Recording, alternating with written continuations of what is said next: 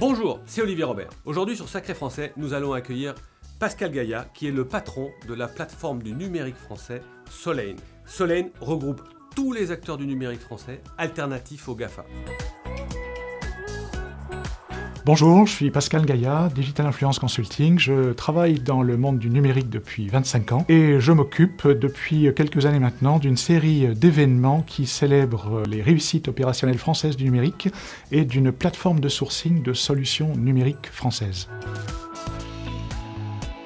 Solane, c'est une plateforme de sourcing donc dans laquelle on peut trouver 300 entreprises qui présentent environ 500 solutions adaptables à tous les types d'organisations.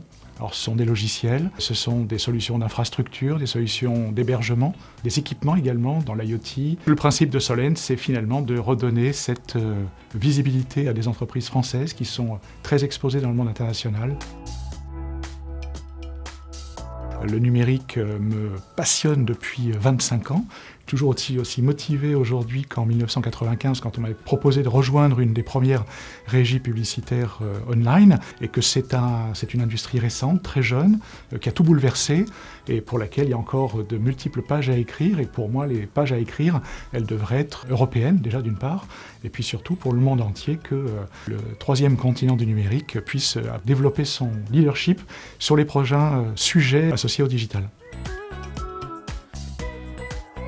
Alors aujourd'hui, effectivement, on est face à un numérique qui est très éclaté, qui est véritablement mondial, dans lequel les données sont traitées on ne sait où dans la plupart des cas. Il y a effectivement aujourd'hui une étape fondamentale qui consiste à le resectoriser, à le régionaliser. Ça comprend le légiférer différemment et l'organiser technologiquement différemment, surtout dans le contexte de l'empreinte numérique qu'il laisse. Le numérique de proximité, on peut l'appeler comme ça va être celui qu'on va voir se développer. Et quand on parle de proximité, on parle de proximité juridique. Technologiquement, les données, elles doivent être traitées à proximité, pour le coup, donc dans des data centers pas trop loin de là où elles sont collectées ou exploitées. C'est un petit peu l'angle générique de toutes ces problématiques avec la logique du Cloud Act et de l'extraterritorialité notamment des Américains. Donc beaucoup de décisions ont été prises sur ce simple principe, mais c'est un principe qu'on peut rapprocher plus généralement de la législation. Sous quelle législation doit-on faire du business? Quand on est utilisateur final, avec qui doit-on signer le contrat qui nous lie pour délivrer ces données ou pour ouvrir un compte?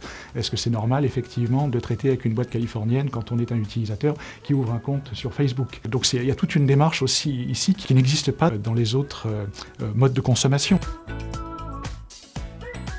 Alors, on a effectivement deux modèles économiques qui sont différents pour le moment. Celui qu'on connaît, c'est un modèle de prétendue gratuité des outils américains, mais qui finit par coûter cher, parce que là, c'est le principe du si c'est gratuit, c'est toi le produit. Et autour de cette démarche-là, en fait, on doit créer en réalité l'économie qui va avec ces activités-là.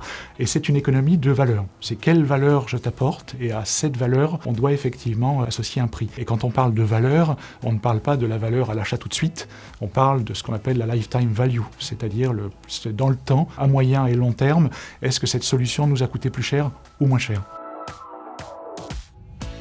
Pour le coup, on se rend compte typiquement que cette économie de la gratuité sur les services, sur la navigation, sur le web, sur les usages de principe, je ne vois pas comment on pourrait la faire évoluer aujourd'hui. Par contre, c'est toujours dans cette logique du ce qu'on appelle le freemium ou des services privilèges ou des services complémentaires. C'est finalement en rendant l'utilisateur final plus important qu'on va pouvoir effectivement lui présenter aussi des modèles économiques complémentaires pour qu'encore une fois, il ait plus de services et le sentiment d'une plus grande proximité, surtout par rapport à ses propres usages.